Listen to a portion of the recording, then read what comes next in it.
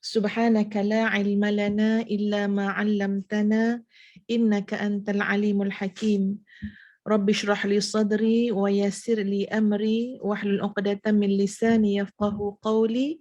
Rabbi yassir wa la tu'assir wa tammim bil khair. Wahai Allah, kami memohon kepadamu taufik orang-orang yang mendapat petunjuk, amalan orang-orang yang yakin, ketulusan orang-orang yang bertaubat, keteguhan hati orang-orang yang sabar, kesungguhan orang-orang yang bertakwa, permohonan orang-orang yang mengharap, ibadah orang-orang yang wara' dan kebijaksanaan orang-orang yang berilmu.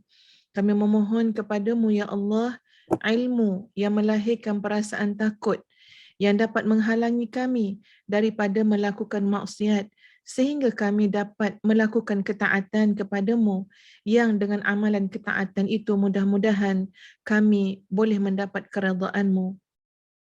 Dan kurniakan kepada kami ilmu untuk kami beringat selalu untuk bertaubat dan rasa takut kepadamu, ikhlas menerima segala didikan-Mu kerana kecintaan kepadamu dalam segala urusan dan bersangka baik terhadap-Mu.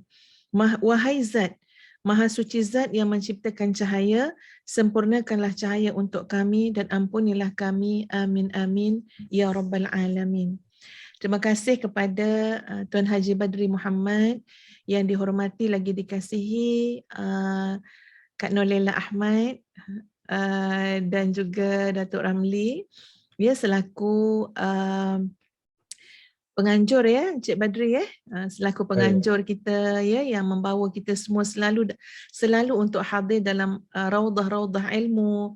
Semua tuan-tuan dan puan-puan, sahabat-sahabat muslimin muslimat ya yang bersama-sama dengan kita pada hari ini. Sekali lagi Ustazah mengucapkan Assalamualaikum warahmatullahi wabarakatuh. Apa khabar semua tuan-puan?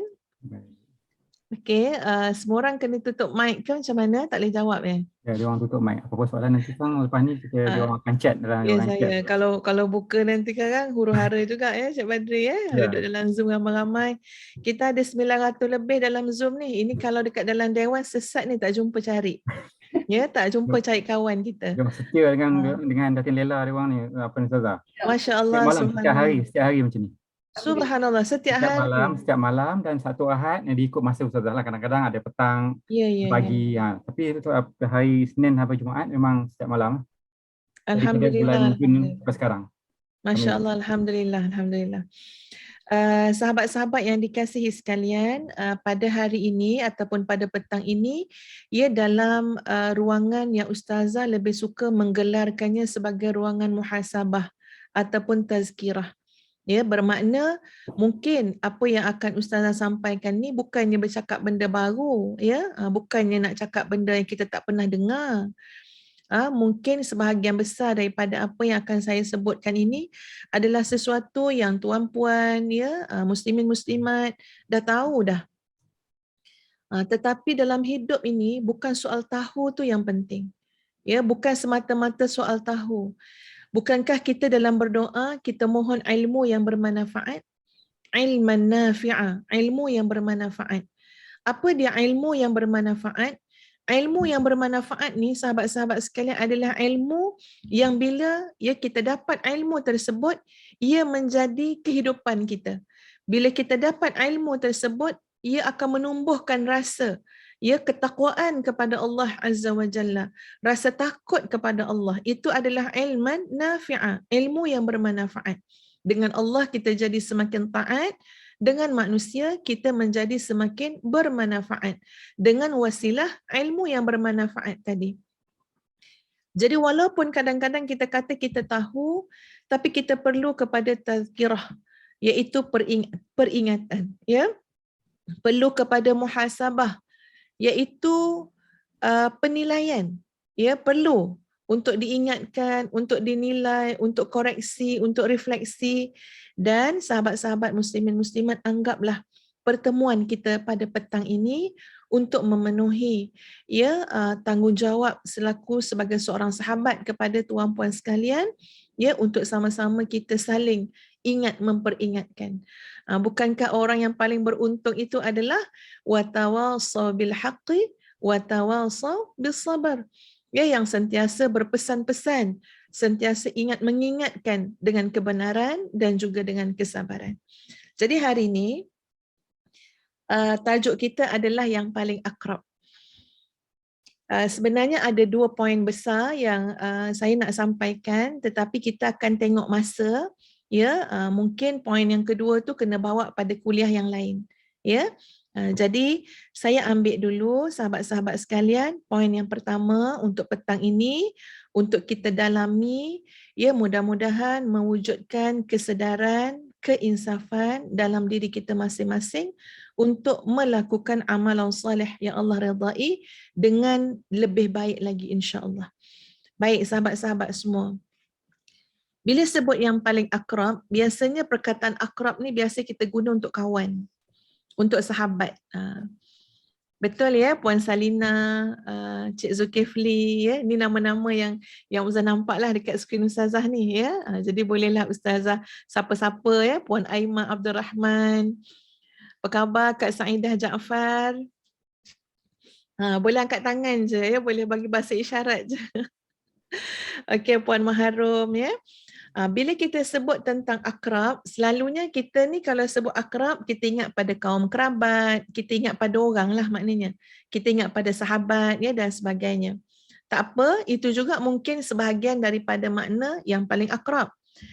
Tapi hari ini sahabat-sahabat sekalian, Ustazah nak mengajak kita untuk melihat kepada sebuah perjalanan kehidupan. Perjalanan kehidupan yang daripada awal lagi Allah jadikan lumrah ataupun fitrahnya, manusia ini tidak boleh duduk seorang-seorang. Ya, manusia ini tak boleh seorang-seorang. Ini adalah kajian tentang diri manusia. Ya, kata Ibnu Khaldun, manusia ini adalah madaniyun bittaba' ataupun disebut juga sebagai hayawanun natiq. Kumpulan maknanya manusia adalah kumpulan orang yang bercakap. Dia tak boleh seorang-seorang. Ya, dia kena ada orang lain, dia kena ada kawan, dia kena ada sahabat dan sebagainya.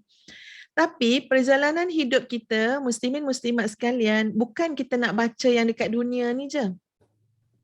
Kat dunia ni mungkin kita kata kalau tak nak seorang, berkawan. Ya, kalau tak nak seorang, ambil anak cucu buat teman. Macam anak Ustazah sekarang, salah seorangnya dekat kampung ni, muslimin-muslimat kat kampung. Sebab apa menemankan nenek duduk seorang-seorang. Ya, duduk, okeylah, boleh bawa lah cucu ke siapa-siapa jadi teman. Tapi kita akan melalui sahabat-sahabat sekalian satu perjalanan yang disifatkan, ini adalah satu noktah dalam hidup yang disifatkan sebagai akhir syada'idid dunia wa awwalu syada'idil akhirah.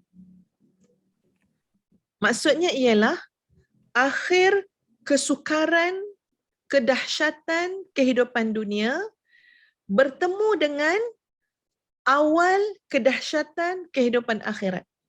Ada pertemuan. Ya, akan ada satu titik dalam hidup kita di mana itu adalah satu waktu ataupun saat benda tu bertemu. Ya, macam mana nak kata, bertemu, dia selisih. Apa dia? Akhir kedahsyatan kehidupan dunia berselisih, bertemu dengan awal kedahsyatan kehidupan akhirat. Ya, kalau dahsyat-dahsyat dunia pun dah teruk dah sahabat-sahabat semua. Ya, tapi ini jumpa ni, bertemu. Pada masa bila bertemunya akhir kedahsyatan dunia dengan bertemu dengan awal kedahsyatan akhirat, namanya adalah mati. Itu terserempak tu tuan-puan. Ya, macam mana kita nak lalui terserempaknya dua benda yang dahsyat tu, yang sangat luar biasa. Kita akan lalui semua itu secara pasti. Waja'at sakratul mauti bil haqq. Dan datanglah sakratul maut itu dengan sebenar-benarnya. Pasti ya tuan-puan sekalian, ya, kita semua akan mati. Tak ada yang duduk hidup saja, tak ada. Akan mati. So kita akan menempuh satu perkara yang sangat dahsyat. Ini yang menjadi sebuah persoalan, ya Allah, ya Tuhan, siapa yang akan menemani kita? Ya, yang paling akrab dengan kita. Siapa yang akan menemankan kita? Macam mana perjalanan yang kita akan lalui? Ya, macam manalah keadaan yang kita akan lalui? Maka bertitik tolak daripada situlah sahabat-sahabat sekalian, pada petang ini Ustazah mengajak kita semua untuk melihat satu poin yang penting, iaitu yang paling akrab. Yang Ustazah maksudkan di sini ialah hubungan kita dengan Al-Quranul Karim. Hubungan kita dengan Al-Quranul Karim. Saya percaya sangat, tuan-tuan dan puan-puan muslimin dan muslimat sekalian ni, Masya Allah, subhanallah, hubungan baik sungguh dengan Quran, akrab dengan Quran.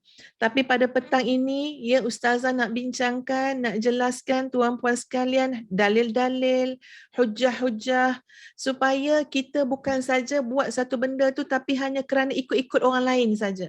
Ataupun hanya kerana kita rasa macam, yelah orang lain buat, kita buat. Ataupun kita rasa tak ada kerja lain nak buat, so kita buat. Tapi biarlah sesuatu yang kita lakukan itu dalam keadaan kita tahu nilainya. Kita tahu, kita kenal. Dengan cara apa? Dengan cara kita belajar tadi. Jadi pada hari ini, sahabat-sahabat sekalian, mari bersama-sama dengan Ustazah untuk kita menggali, melihat kepada dalil-dalil, hujah-hujah, nas, daripada hadis Nabi SAW tentang sahabat-sahabat sekalian, bagaimana Al-Quran dalam kehidupan kita masing-masing. Sebelum tu, Ustazah kongsikan dulu satu kisah hidup, tuan-puan sekalian, seorang syekh yang digelar sebagai Syekh Ali As-Sabuni. Syekh Ali As-Sabuni ni, tuan-puan sekalian, baru saja wafat pada 19 Mac 2021. Jadi ini ulama sekarang lah maknanya, baru saja wafat tahun 2021 ni. Jadi anak-anak beliau, sahabat-sahabat semua, telah menceritakan tentang kehidupan ayahandanya. Seorang alim, seorang ulama yang besar sumbangannya, terutama tentang tafsir kepada kita semua. Jadi anak dia bagi tahu, ayah dia ni, tuan-puan sekalian, seawal jam 3 pagi sudah bangun dah untuk tahajud. Ini ayah dia, Syekh Ali As-Sabuni.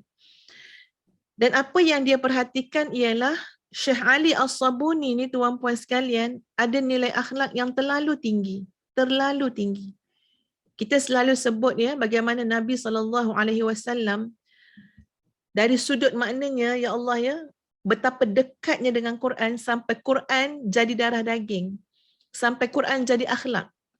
Itu yang disebut oleh Sayyidatuna Aisyah radhiyallahu anha, kana khuluquhul Quran. Adalah akhlaknya itu adalah Al-Quran. Kita tengok pada Syekh Ali As-Sabuni, anak-anak beliau kata apa? Ayah aku ni bila dia bangun malam, dia buka pintu perlahan-lahan, dia berjalan menapak pun perlahan-lahan, kecuali kalau ada orang yang mengintai ke ataupun yang tak tidur lagi ke, akan nampaklah bahawa apa saja perbuatan dia pada waktu malam, masa orang lain semua tengah tidur dan dia dah bangun, dia akan buat dengan sangat perlahan-lahan. Kenapa, sahabat-sahabat sekalian? Kerana dia tidak mahu. Dia bangun malam, tapi awal kan tuan-puan 3 pagi. Dia tidak mahu mengganggu tidur orang-orang yang sedang tidur. Masya Allah, padahal dengan anak-anak sendiri je kan, dengan isteri sendiri je. Tapi bila sebut bab akhlak ni, bab akhlak ni tak boleh double standard. Bab akhlak ni maknanya dah jadi pakaian diri. Dah jadi darah daging. Tak kira dengan anak ke, dengan suami ke, dengan isteri ke, itu darah daging kita, akhlak kita. Subhanallah. Jadi anak tu kata, itulah ayah saya. Bangun malam perlahan-lahan, tak nak ganggu anak-anak yang lain tidur. Kalau nak kejut pun nantilah pada waktu yang mungkin lebih hampir dengan waktu subuh, supaya tidak memberatkan. Sebab itu mungkin bukan maknanya yang dibuat oleh Syekh Ali As-Sabuni ni benda yang kena mujahadah kuatlah. Kalau kita nak tarbiyah anak-anak pun jangan kita kejut dia pukul 3 pagi. Jawabnya esok pagi tu Tidurlah sepanjang hari. Tak percaya cakap ustazah, buatlah. Ya, kita suruh anak qiyam pukul 3 pagi, esok tengoklah rebah ke syahid. Ya. Jadi kalau nak tarbiyah pun agak-agaklah juga. Ya. Jadi ini Syekh Ali As-Sabuni. Selepas dia solat tahajud ya tuan-puan sekalian, ayah dia akan duduk dekat perpustakaan. Ya, dia akan nyalakan lampu meja dan mulai tadabbur Al-Quran, menulis apa ilmu-ilmu, ya, kajian-kajian Al-Quran dan sebagainya. Dan sebelum azan subuh berkumandang, ayah akan bangun, ambil kunci kereta dan sajadah untuk solat di masjid. Bila habis solat di masjid, ayah akan duduk bersama dengan sahabat-sahabat baiknya. Duduk dengan sahabat-sahabat yang kat masjid untuk sama-sama tadarus Quran setiap hari tidak kurang 3 juzuk Al-Quran. Lepas subuh tu 3 juzuk tu. Tiap-tiap hari. Ya. Kemudian bila balik rumah, ayah akan sarapan bersama kami dan akan kembali menulis dan menulis lagi sampailah ya nak masuk waktu tengah hari untuk ayah qailulah. Jadi kemudiannya pernah juga ayah tu kalau dah dekat nak tidur tapi tiba-tiba cepat-cepat bangun, ambil pen, lepas tu menulis kat buku. Jadi anak ni tanya, ya, kenapa nampak macam abah dah nak tidur dah? Ya, lalu ayah dia jawab, aku nak tidur tadi, tiba-tiba Allah mendatangkan kepadaku kefahaman tentang Al-Quran. Kefahaman tentang satu ayat daripada ayat Al-Quran. Jadi aku kena hargai, aku kena syukuri. Bila Allah jentik hati aku, bagi ilham tentang kefahaman terhadap ayat Quran, aku kena hargai dan syukuri. Jangan tidur, bangun, tulis. Supaya ilmu yang Allah berikan kepadaku itu tidak hilang. Ya, bahkan dapat disebarkan pula kepada orang lain. Ini contohlah ya sahabat-sahabat sekalian, nak tengok macam mana Syekh Ali As-Sabuni, ya tuan-puan sekalian, bukan saja ya beliau hidup dengan Quran pada waktu siang, tapi tadi daripada sejarah hidupnya yang kita dengar daripada anak dia, kita tahu bahawa beliau juga hidup pada waktu malam dengan Al-Quran. Bukan saja beliau baca Quran sekurang-kurangnya 3 juzuk sehari, tapi beliau juga tadabbur Al-Quran, memahami Al-Quran dan berusaha ya untuk menyampaikan Al-Quran kepada yang lain. Pendek kata, subhanallah, sebuah kehidupan dengan Al-Quran menjadikan beliau benar-benar seorang pejuang Al-Quran, ya, seorang ahlul Quran, ahli Al-Quran. Dan bila ustazah sebut tentang yang paling akrab tuan-puan sekalian, sebenarnya ya ustazah juga nak mengajak diri sendiri, sahabat-sahabat yang sedang mendengar ni, tolong jadikan satu doa kita kepada Allah Azza wa Jalla, iaitu doa kalau kita dalam bahasa Melayu, ya Allah jadikanlah kami daripada kalangan ahlul Quran. Allahumma ja'alna min ahlil Quran. Allahumma ja'alna min ahlil Quran. Ya Allah, masukkanlah kami dalam golongan ahli-ahli Al-Quran. Kenapa tuan-puan sekalian? Antara lain, ya, sebab dalam perjalanan kita yang bertemu, yang berselisih dengan kedahsyatan akhir kehidupan dunia dan awal kedahsyatan awal akhirat, kita tidak ada yang boleh membantu kecuali dengan izin Allah.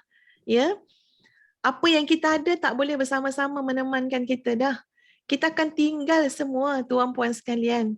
Ya, suami ke, isteri ke, anak-anak ke, cucu ke, kawan ke, memang tak boleh. Itu adalah undang-undang kematian. Ya, undang-undang kematian ni tak boleh bawa benda lain. Yang boleh bawanya apa dia? Ketulusan dan ketakwaan.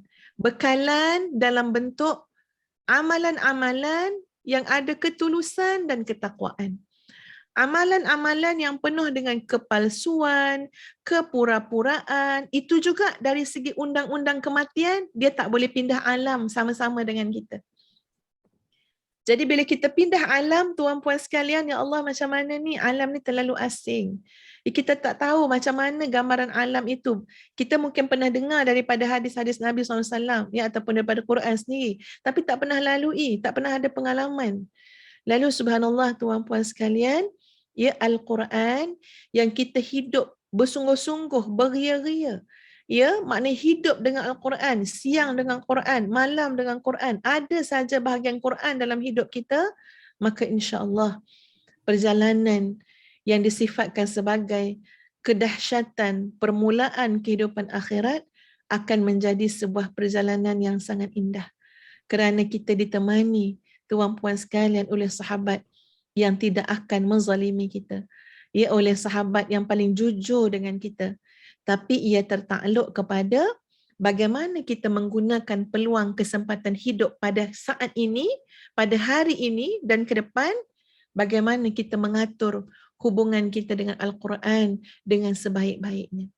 Ya, jadi kalaulah sahabat-sahabat sekalian ada dah peringkat memang satu juzuk satu hari, Ustazah percaya ia boleh dipertambahkan lagi, ya, bahkan boleh lagi terus tadabbur, bahkan boleh mengelola majlis-majlis ilmu dalam rumah kita masing-masing ataupun di peringkat keluarga masing-masing, boleh buat secara online seperti ini. Tema asas perkara pokoknya adalah dengan menjadikan Al-Quran sebagai silibusnya. Ya, menjadikan Al-Quran sebagai subjek yang kita nak bincangkan. Apakah intipati dalam Al-Quran? Ya, Al-Quran ni adalah kalamullah. Apa yang kita nak bincangkan tentang kalamullah, pesanan-pesanan Allah, perintah Allah kepada kita semua. Baik, muslimin muslimat yang dikasihi sekalian. Best tak bila berkawan dengan Quran? Ya.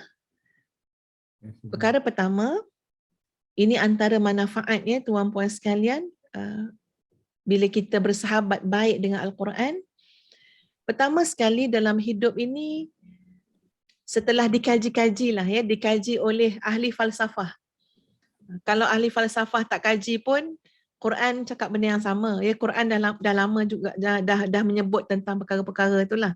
Tapi Ustazah nak cakap ni, ambil dulu pandangan-pandangan ahli falsafah. Ya.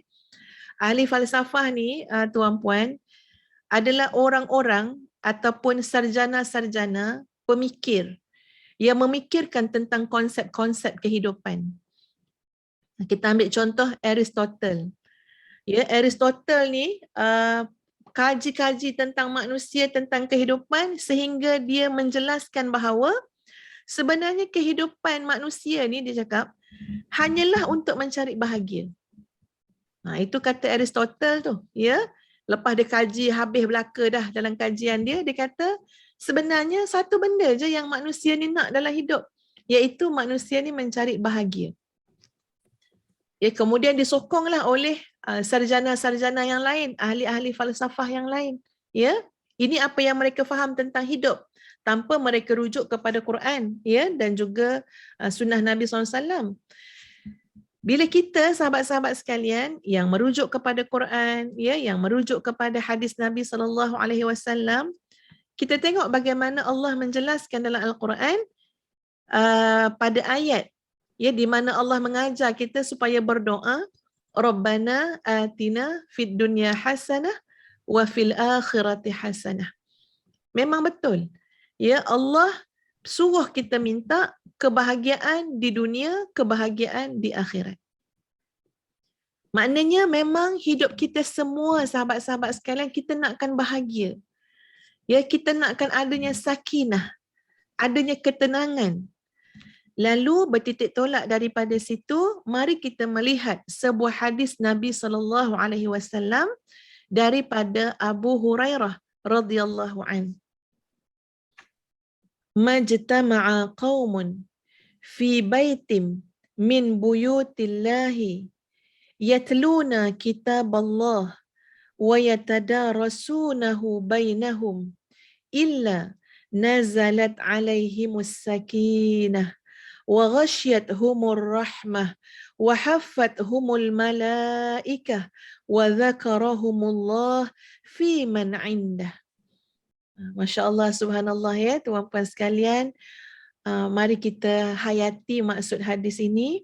Nabi kata, tidak adalah satu perhimpunan sama ada di salah satu rumah daripada rumah-rumah Allah di mana mereka itu saling membaca kitabullah, yakni Al-Quran, di mana mereka saling mengajar tentang Al-Quran sesama mereka.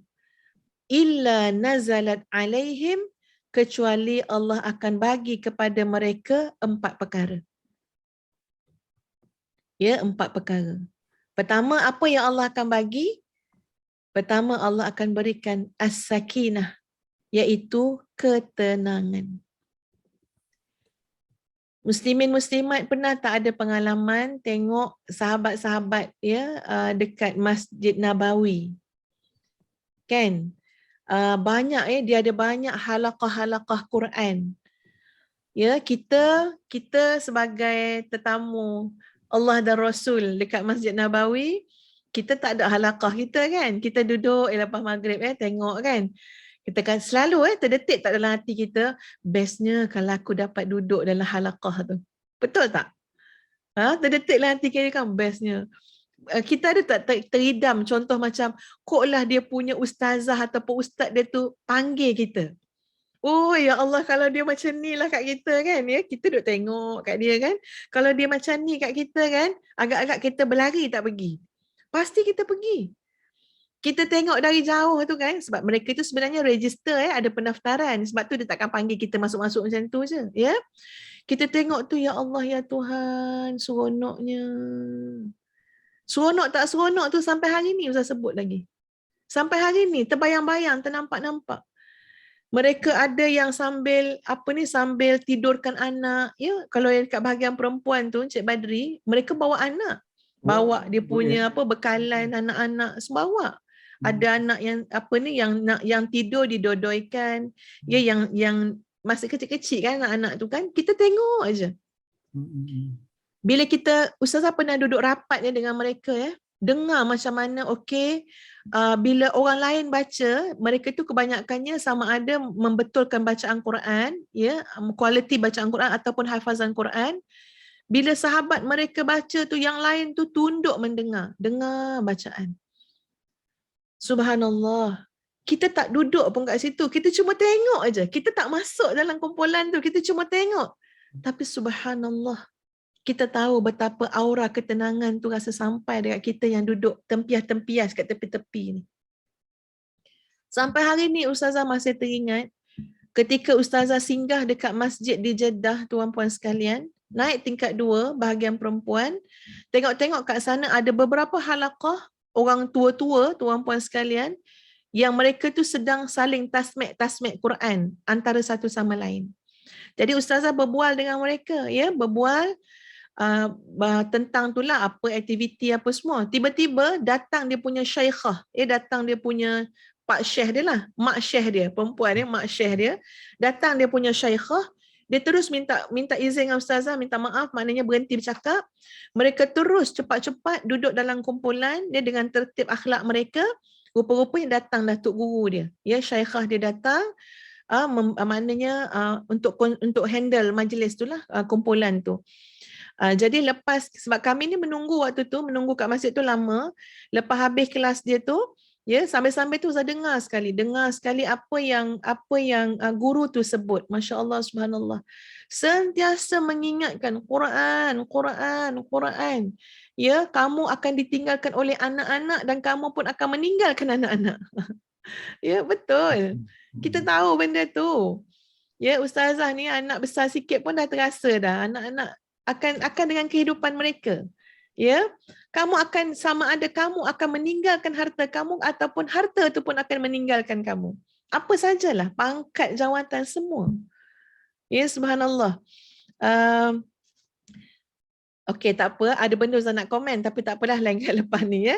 Tapi nak bagi tahu apa kata syekhah tu, kamu akan tinggal semua tu, tapi Allah nak tunjuk pada kita bila benda-benda tu semua mulai meninggalkan kita ataupun kita pun mulai meninggalkan mereka, maknanya kerana ada sesuatu yang kita pegang.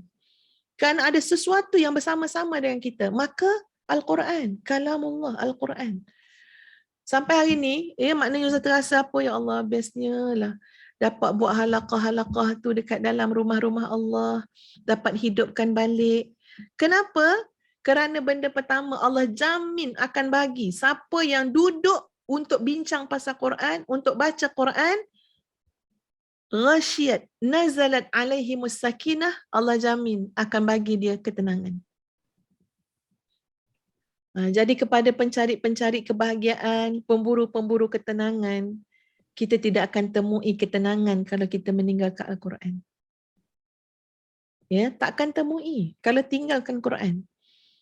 Wa ghashiyathumur rahmah. Yang kedua, Allah akan berikan kasih sayang ataupun liputan, ya, rahmat daripadanya. Allah akan bagi kita rahmat. Rahmat ni benda sangat penting, subhanallah, ya. Masa hidup perlu rahmat, masa selisih di antara akhir kedahsyatan hidup dunia dengan awal kedahsyatan akhirat, itu adalah di antara satu titik penting dalam hidup yang tak mungkin kita boleh lalui tanpa rahmat Allah. Tanpa rahmat Allah tak mungkin. Ya, Ustazah dengar cerita, sahabat-sahabat dengar perkongsian seorang doktor. Siapa nama doktor? Boleh pula saya lupa. Allahumma Muhammad. Tak apa, nanti kalau saya ingat masa lain saya beritahu lah, ya. Sekarang ni pun dah berusia dah dia. Dia pernah jadi pengarah hospital Kelang kalau tak silap Ustazah. Dia pernah jadi profesor di HUSM. Datuk doktor seseorang lah, tapi terlupa pula hari ni, ya. Saya ingat lagi kisah beliau, ya, bila beliau cerita beliau pernah aksiden. Beliau aksiden, salah seorang daripada ahli keluarga beliau yang aksiden tu meninggal dunia. Yang aksiden bersama-sama. Maknanya kita boleh bayang, ya, bahawa itu adalah satu kemalangan yang memang major punya aksiden lah, ya. Sampai boleh meninggal kan, ya, ahli keluarga. Tak silap Ustaz, anak beliau lah, ya, meninggal. Jadi beliau ni pula kalau tengok pada keadaan dirinya dan keadaan kenderaan, orang pun memang fikir tak lama lagi ayahnya pula meninggal ni. Maknanya tak lama lagi dia pula lah meninggal, ya. Jadi apa yang berlaku kepada beliau, ya, beliau dalam ICU lama dalam keadaan koma, dan kemudiannya beliau sedar. Lepas beberapa lama, mungkin minggu, mungkin bulan, ya, beliau sedar. Dan bila sedar daripada koma tu, sahabat-sahabat sekalian, ia menjadi satu titik perubahan, ya, pada kehidupan doktor tadi. Sebab dia kata masa dalam keadaan koma tu, ya, saya bukannya dalam keadaan sakit, tapi dalam keadaan penat kerana berperang dengan sebenarnya macam berperang dengan syaitan lah, ya, dengan iblis masa koma. Jadi semua yang syaitan iblis datang dalam lembaga-lembaga macam beruk gorila yang besar-besar, ya, tuan-puan. Dia kata sampai tak sempat nak minum, tak sempat nak berehat, tak sempat dalam koma, masa koma tu. Sebab apa? Diasak dengan kedatangan berbondong-bondong lembaga, ya, yang mengatakan bahawa kamu ni kalau kamu ikut Islam, kamu takkan selamat. Ya, kami semua ini adalah maknanya mewakili Yahudi, macam-macam lah. Ini semua pertembungan, ya. Nak bagi tahu, kata doktor ni, saya tak fikir pun saya boleh selamat waktu tu. Saya tak fikir pun saya boleh selamat. Sebab saya hanya seorang. Ya, seorang yang dalam keadaan terlalu lemah, nak minum pun tak sempat, nak makan tak sempat, diasak, berperang. Ya, suruh ikut dia, dan saya hampir putus asa, hampir kecewa, nak ikut je semua lembaga-lembaga yang mengganggu pada masa saya koma. Tapi dia kata saya teringat dengan rahmat Allah. Masa koma tu teringat nak minta setitik rahmat Allah supaya membantu. Ya, dan subhanallah, akhirnya tuan-puan sekalian, ya, akhirnya Allah bantu, semua tu hilang dan beliau tersedar. Dan subhanallah, ya, beliau ni pemilik klinik City. Ya, banyak kan klinik City kan, doktor apa, ya, Datuk Doktor, Allah Akbar, tak ingat pasal nama dia. Ya. Dia kata masya-Allah, lepas tu memang berikan hidup untuk agama Allah, berikan hidup untuk Al-Quran, jadi satu perubahan yang besar dalam hidup. Ya.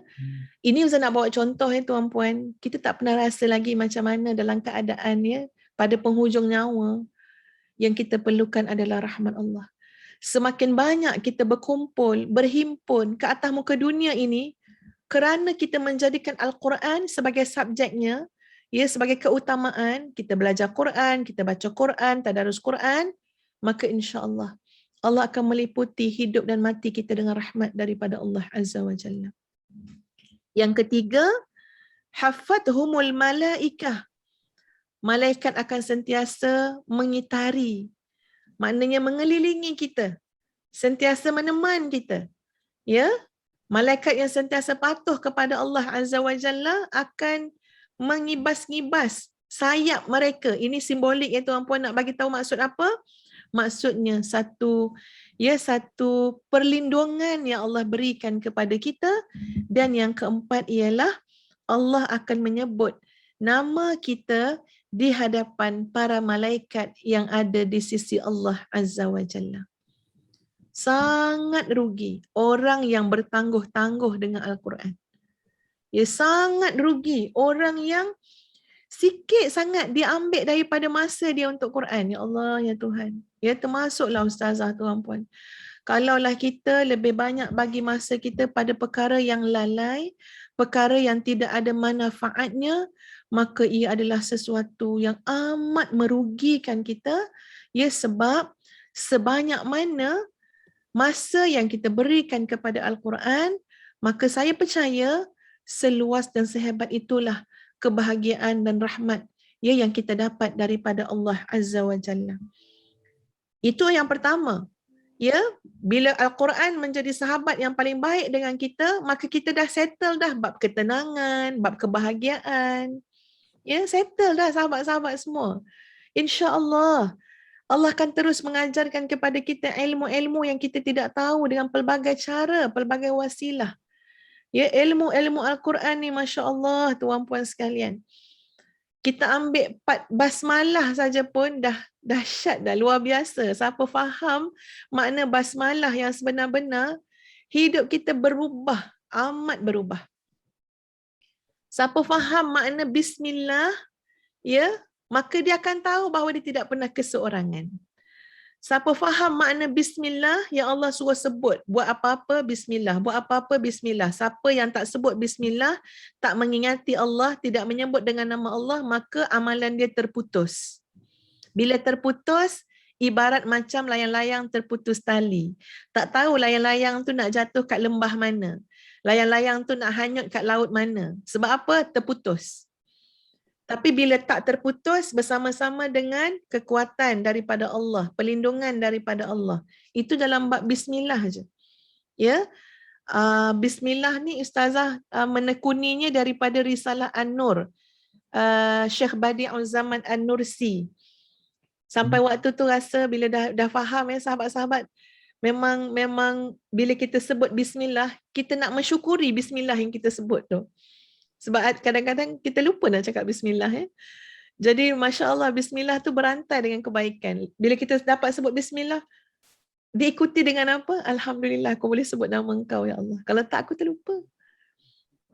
Bila sebut bismillah bermakna tuan-puan ada kekuatan.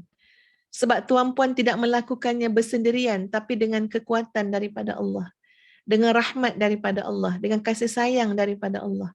Ya, kita buat analogi kalau ustazah pergi mana, New Zealand, Saudi, pergi mana-mana lah, Eropah kan. Tapi bawa nama ustazah je, so ustazah tidak ada kekuatan. Ya, dekat custom lagi. Tengok pasport, Nur Hafizah. Kalau dia tanya, kamu siapa? Saya jawab Nur Hafizah. Dia tak peduli Nur Hafizah mana. Tapi kalau saya jawab, saya Nur Hafizah mewakili OIC. Saya Nur Hafizah mewakili PBB, agak-agak lain tak layanan kat custom tu. Agak-agak ada kekuatan tak sikit sebab kita tak datang hanya dengan nama kita, kita ada sandaran kepada nama lain. Orang hari ni suka bersandar kat nama orang suka petik-petik nama orang. Sebab apa? Sebab dia tahu petik nama orang ada banyak manfaat dia. Bersandar dengan nama orang ni kadang-kadang ada mileage yang dia akan dapat. Betul ya Encik Badri Ya, betul. Sekarang kita nak kena faham, bila sebut bismillah, kita ambil ini ayat bismillah je tuan-puan sekalian. Bayangkan dengan nama Allah, macam mana kekuatan yang kita akan dapat. Kita bukan bersandar pada nama orang, tapi pada nama Allah. Tumpang nama orang seorang dua pun dah rasa lain macam. Ya, daripada orang tak layan kita, tapi sebab kita petik nama orang ni, lain macam orang tu layan kita. Bayangkan orang yang bergerak atas muka dunia, bersandar dengan nama Allah, dunia akan layan dia. Makhluk-makhluk Allah yang lain, semua Allah boleh tundukkan untuk dia. Dengan izin Allah, dengan kuasa Allah. Jadi Ustazah nak cakap tu bukan apa, sahabat-sahabat nak bagi tahu, kita jangan ada rasa macam, dah banyak dah kita dengan Quran. Ya, dah banyak dah macam-macam dah. Tak. Ilmu Quran ni terlalu luas. Ya, semakin kita pelajari, semakin nak belajar lagi. Itu baru kita cakap sikit je pasal bismillah. Belum lagi kita nak memahami inna lillah wa inna ilaihi raji'un. Belum lagi kita nak memahami hasbunallah. Ini adalah di antara yang selalu disebut dalam Quran, ya. Dan kita boleh jadikan itu sebagai zikir harian kita. Tapi kita kena faham konsep dia. Jadi terlalu banyak sahabat-sahabat yang kita nak belajar dengan Quran.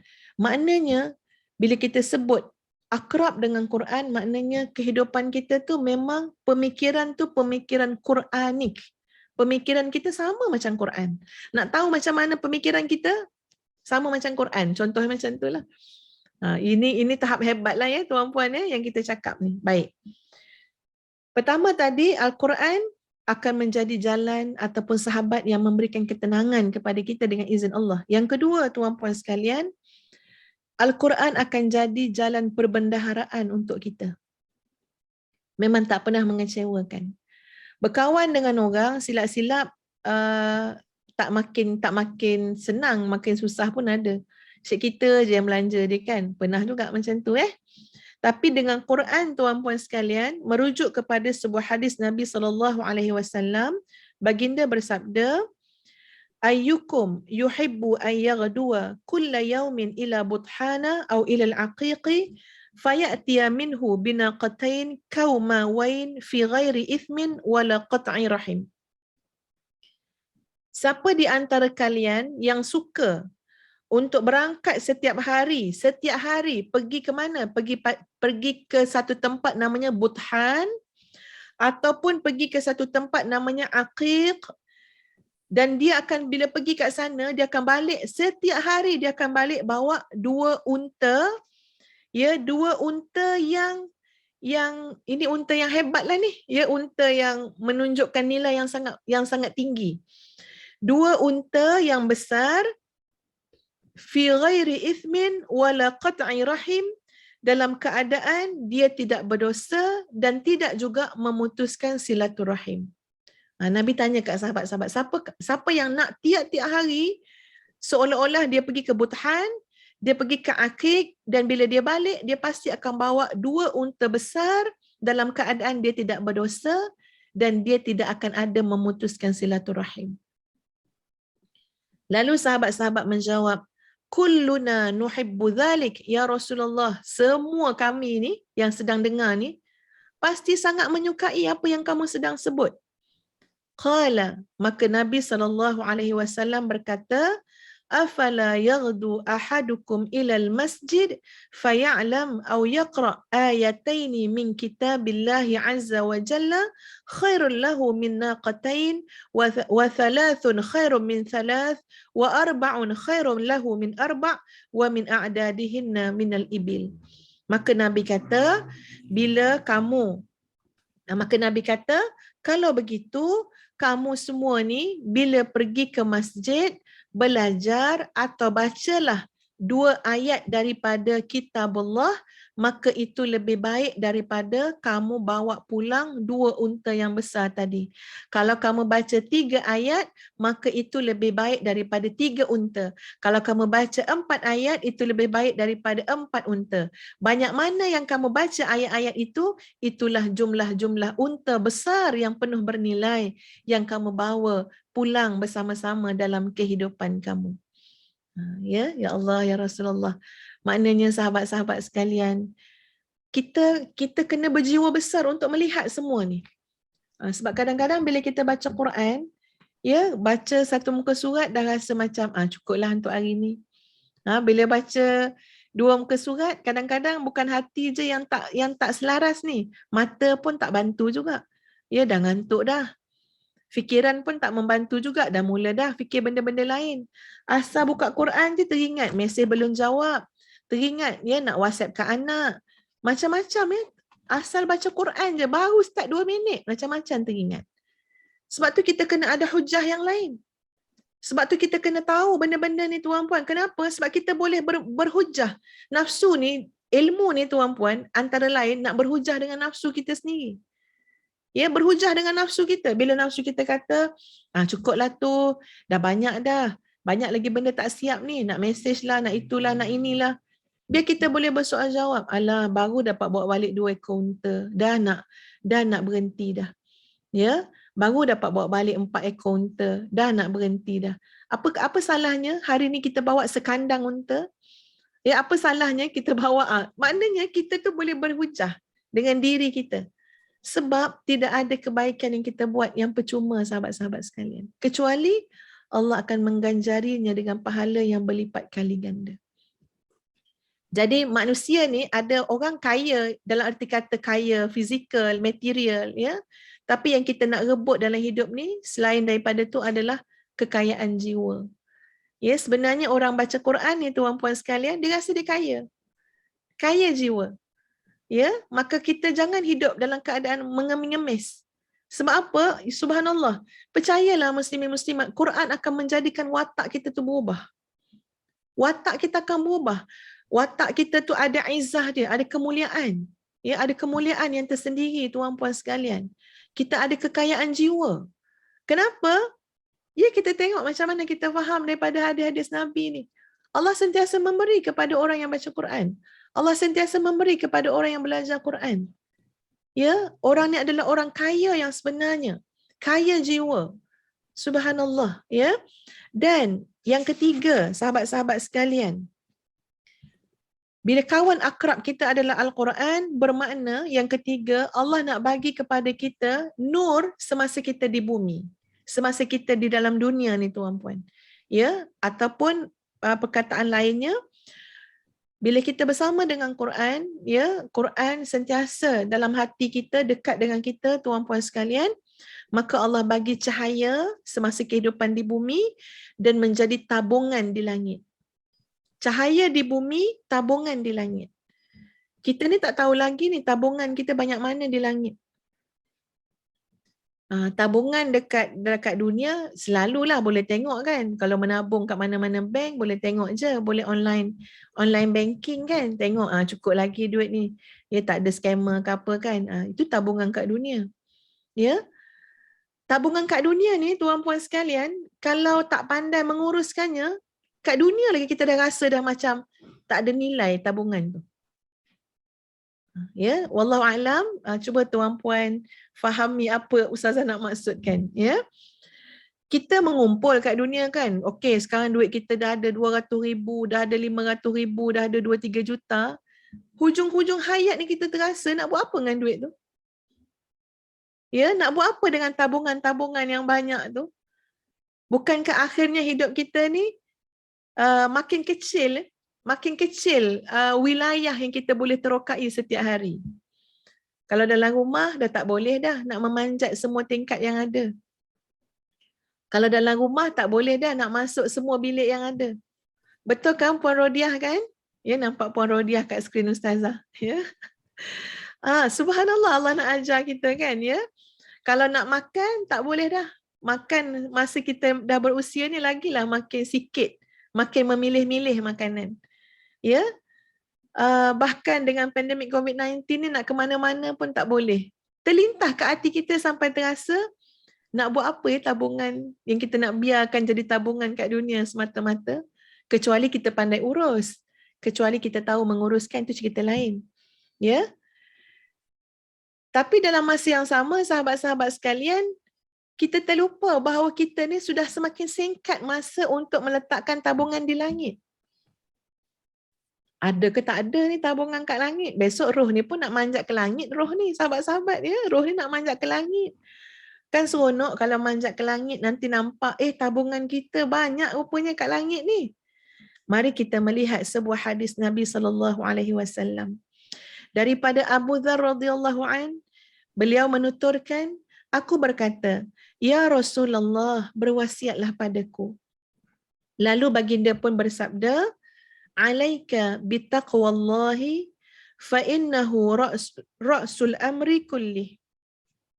Qultu ya Rasulullah, zidni. Bila Abu Dzar cakap dengan Nabi SAW, wahai Rasulullah, bagilah pesanan ke aku.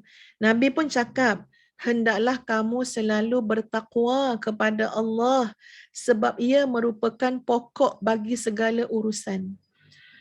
Ustazah ulas dulu tentang ni tuan-puan sebelum masuk pada poin yang selanjutnya.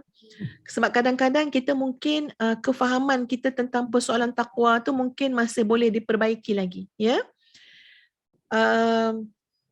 Takwa ni pakaian diri tuan-puan.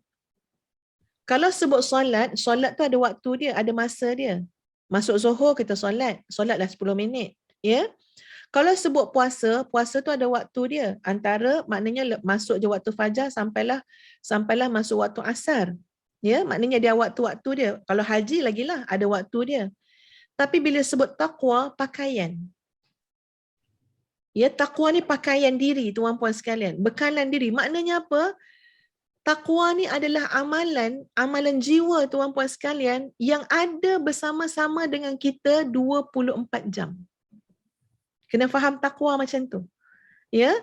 Sebab itu bila sahabat minta dengan Nabi, bagilah pesanan ke aku, Nabi tak kata kamu jagalah solat. Nabi tak kata kamu puasalah banyak-banyak. Ya, tapi Nabi kata apa dia? Alaika bitaqwallah, hendaklah kamu senantiasa bertakwa kepada Allah.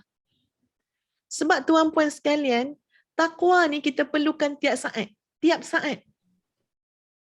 Dalam hati kita mungkin terlintas bila berjumpa dengan orang, ya, terlintas kat dalam hati. Alah, dia tu nak nunjuk bagus lah tu. Cakap je pandai. Buat tidak. Terlintas kat hati kita tuan-puan. Dengan ketakwaan kepada Allah, kita akan jaga diri kita supaya lintasan tadi, ya tuan-puan sekalian, tidak keluar jadi perkataan. Jangan pula kita pergi cakap benda yang terlintas pada orang lain.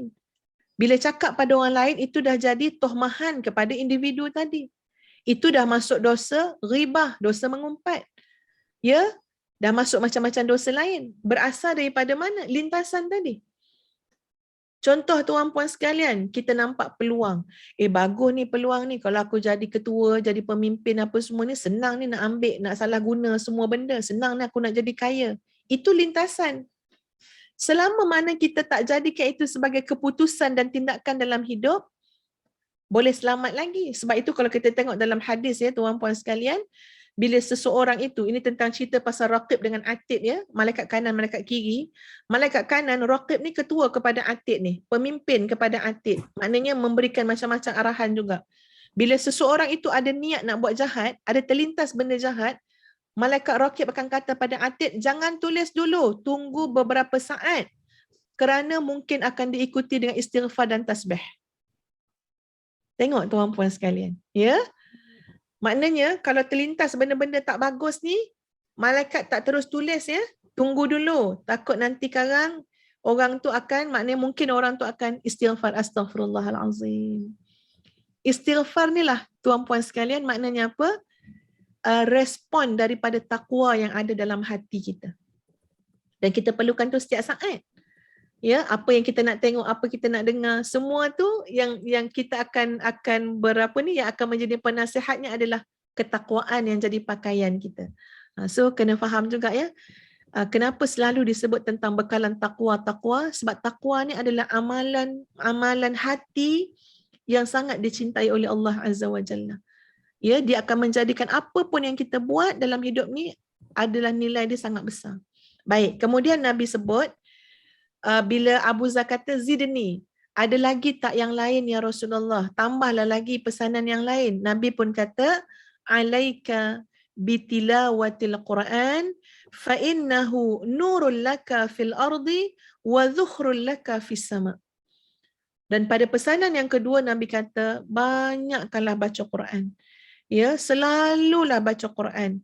Sebab nurul laka, ia akan menjadi cahaya kepada kamu fil ardi, di bumi, wa zukhrul laka fis sama, dan menjadi tabungan untuk kamu di langit.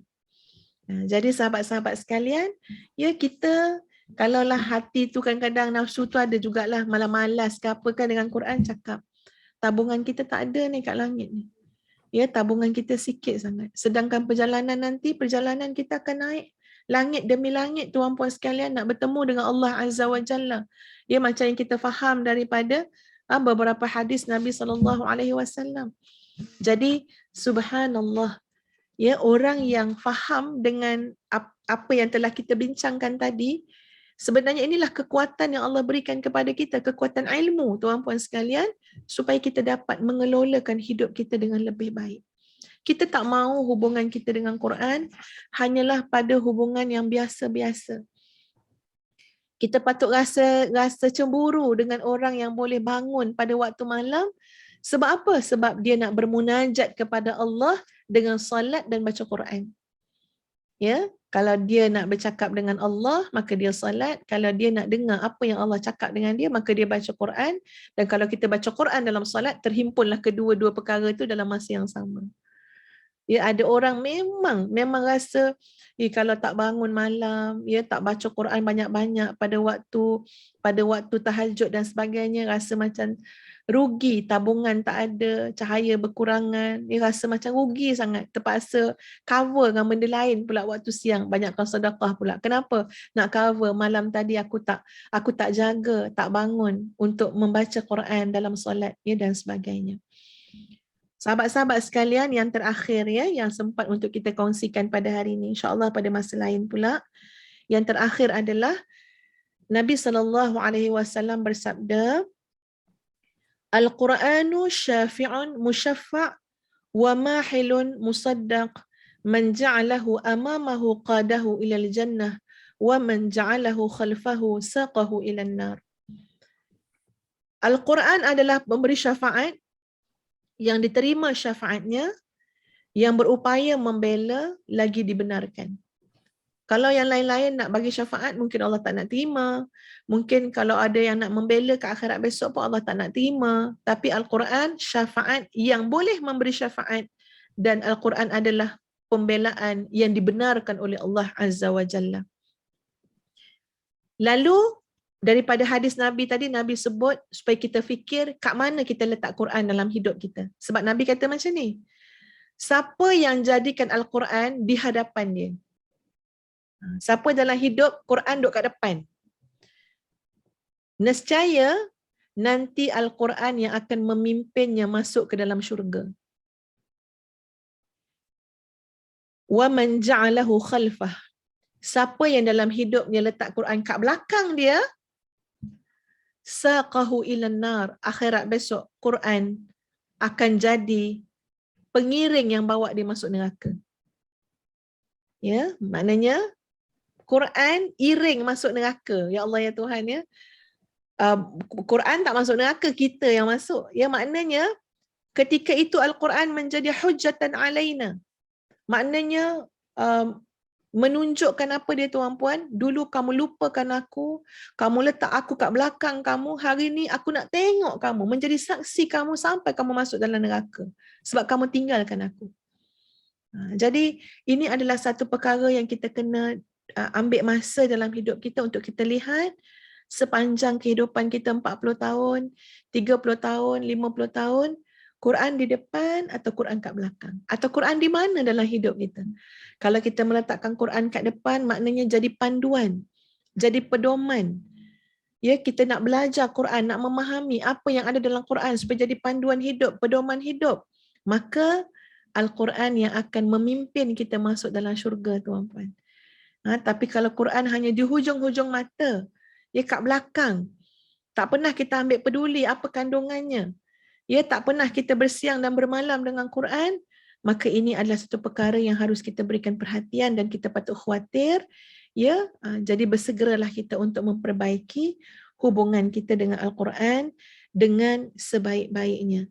Ya, muslimin dan muslimat yang dikasihi sekalian. Ustazah tengok sekejap dekat ruangan chat. Ya, kita boleh ya, Boleh.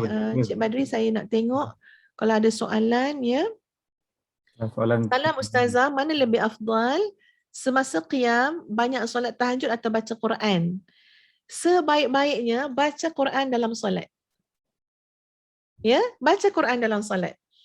Sebabnya setiap amalan tu setiap amalan tu ada kebaikan-kebaikan dia. Ya, dan kedua-dua perkara pun dibuat oleh Nabi SAW dan para sahabat. Ada sahabat yang baca Quran pada waktu sahur, pada waktu qiyam, sehingga kemudian dia mendengar bunyi suara yang sangat kuat.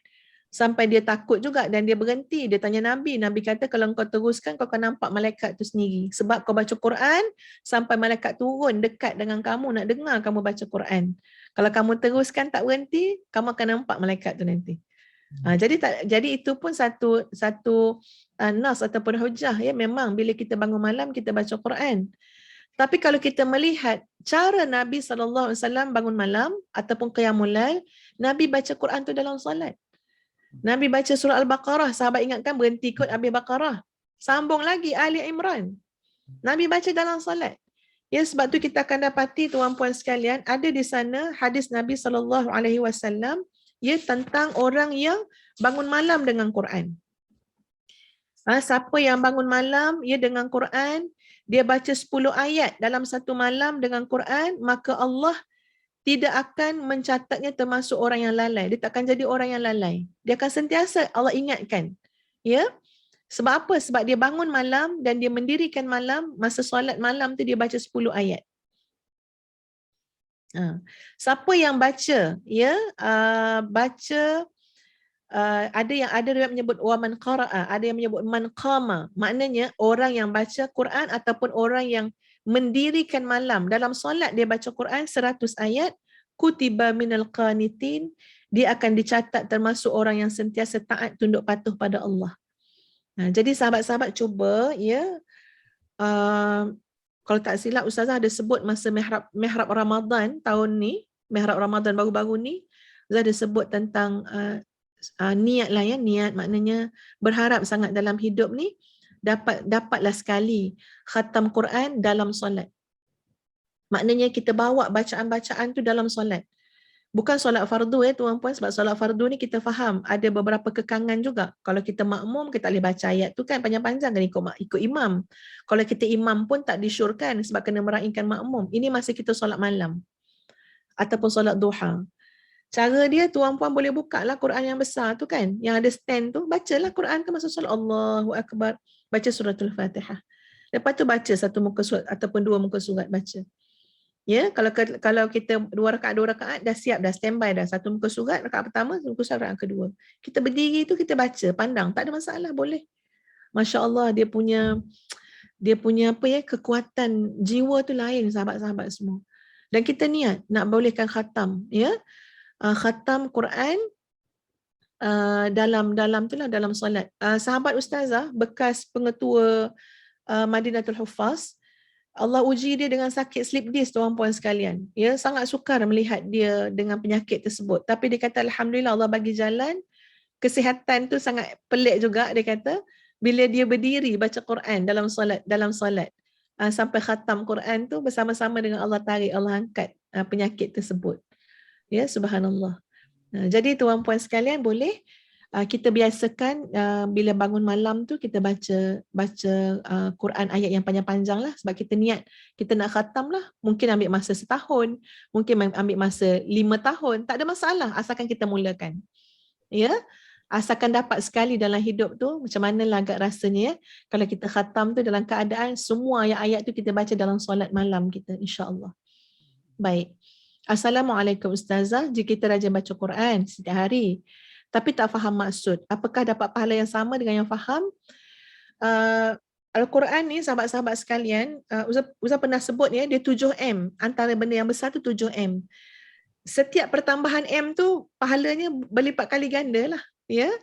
Baca dapat pahala, tapi orang yang faham pasti dapat pahala lagi. Orang yang amal pasti dapat pahala lagi. Ya, orang yang hafaz pasti dapat pahala lagi. Quran ni memang tabungan, perbendaharaan pahala. Apa sajalah dengan Quran. Ya, jangan salah gunakan ayat Quran je.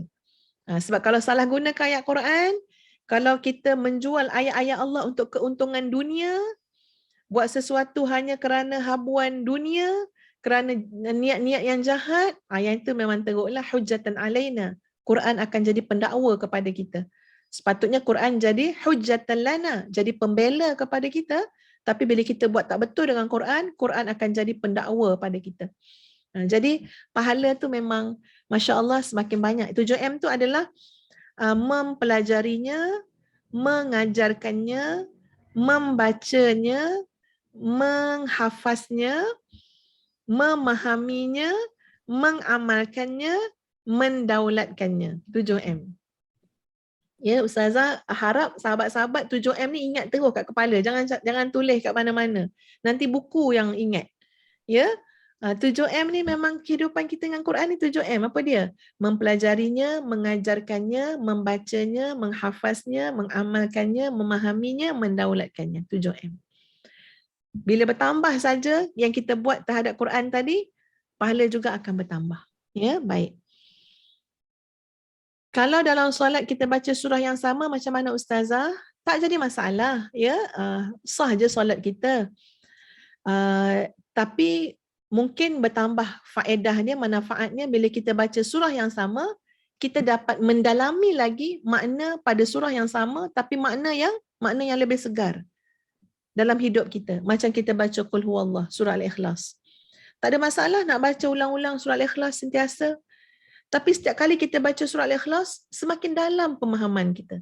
Semakin memaknai hidup kita dari sudut mentauhidkan Allah, mengikhlaskan amalan kerana Allah. Jadi tak ada masalah. Ya, tak ada masalah.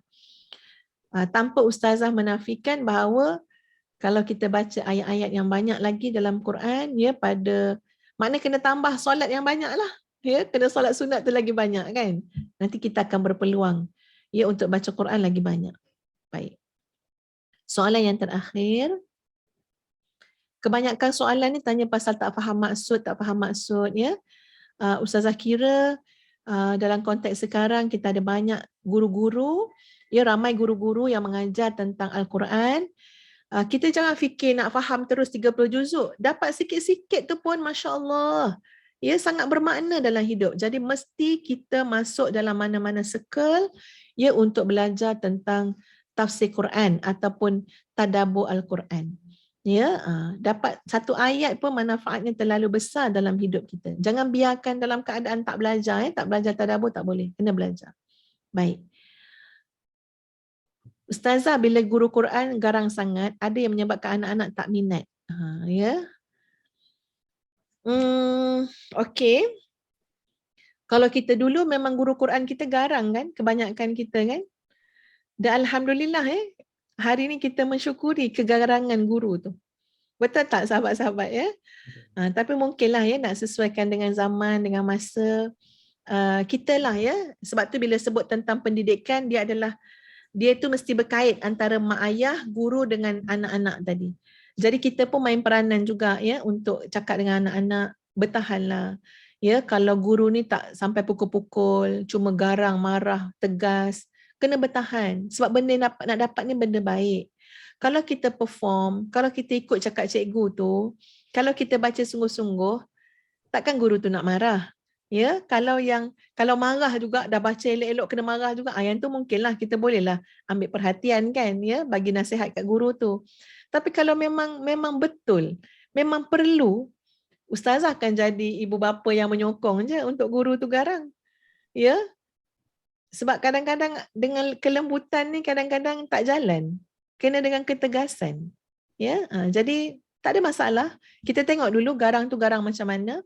Ya, kalau kita rasa garang tu masih lagi dalam sudut ketegasan yang membawa manfaat, maka ada kebaikannya juga untuk anak-anak kita supaya tidak manja sangat.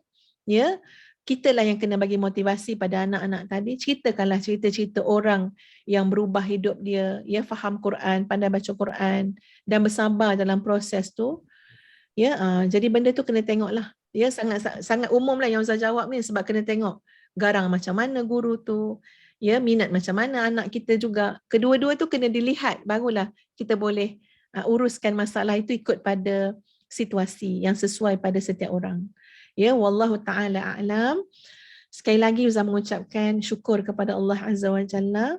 Ya, terima kasih pada Kak La ya yang subhanallah menguruskan ya kuliah-kuliah raudah-raudah ilmu setiap hari. Terima kasih kepada semua tuan-tuan dan puan-puan yang budiman ya yang dihormati sekalian. Mari sama-sama kita beristighfar kepada Allah Azza wa Jalla. Astaghfirullahalazim, astaghfirullahalazim, astaghfirullahalazim. Mudah-mudahan Allah memilih kita untuk menjadi ahlul Quran, ahlullah wa khassatuh. Ahlul Quran adalah ahlullah, ahli Allah. Terus bagi nama Allah ya, pinjam, sandar pada nama Allah. Ahli Quran adalah ahlullah. Ini hadisnya. Semoga kita menjadi ahlullah. Kita dah jadi dah ahli Tupperware lah, ahli Avon lah, ahli-ahli macam-macam ahli dah ni kan ya. Kita nak capai ahli Allah sekarang ni, ahlullah. Wa khassatuh, dengan segala keistimewaannya. Jadi ya Allah ya Tuhan, ya mudah-mudahan Engkau berkenanlah ya Allah untuk memilih kami yang hadir pada hari ini. Semoga kami menjadi sebahagian daripada ahlimu. Ahlullah, ahlul Quran, ahlullah wa khassatuh. Amin amin ya rabbal alamin. Aqulu qawli hadha, astaghfirullahal azim li wa lakum. Assalamualaikum warahmatullahi wabarakatuh.